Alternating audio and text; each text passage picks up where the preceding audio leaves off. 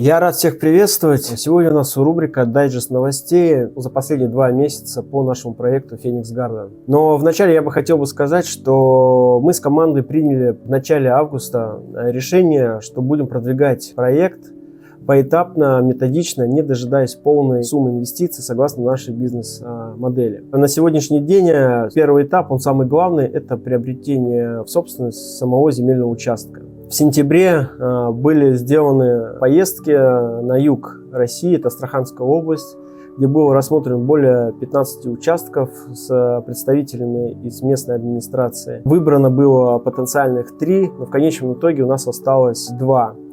И следующий шаг, который мы осуществили, это пригласили ученых из университета, которые приехали со своей командой на участки и произвели заборы проб как почвы, так и грунтовых вод. В ближайшее время будут готовы полноценные анализы, где мы уже будем выбирать участок, да, и, соответственно, параллельно сейчас подготавливается пакет документов и юридическая составляющая, да, это открытие компании, потому что мы будем участвовать, так скажем, в аукционе, да, на приобретение этого участка.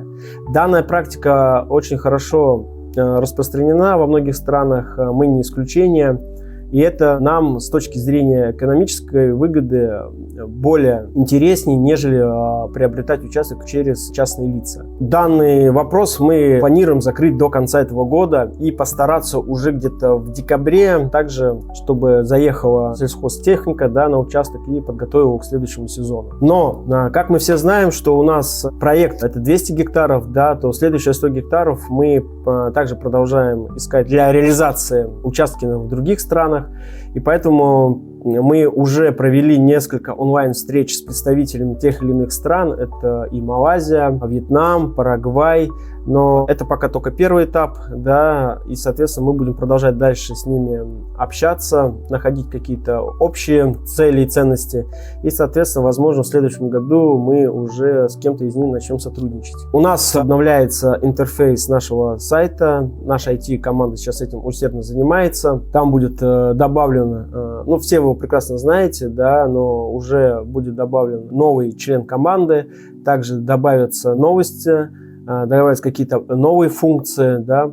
Следующее, что я хотел сказать, по просьбе лидеров разных языковых групп было принято решение, и оно уже это делается с сентября месяца, раз в месяц проводить онлайн-встречи как с лидерами, так и с их командами по отдельности. В ближайшее время у меня планируются 2 поездки в 2 разных питомника, где будут обсуждаться дальнейшие планы для совместной реализации нашего проекта. И последнее на сегодня, самое главное, что я хотел сказать. У нас есть уникальная возможность привязки вашего Telegram-аккаунта в ваш личный кабинет в проекте Phoenix Garden.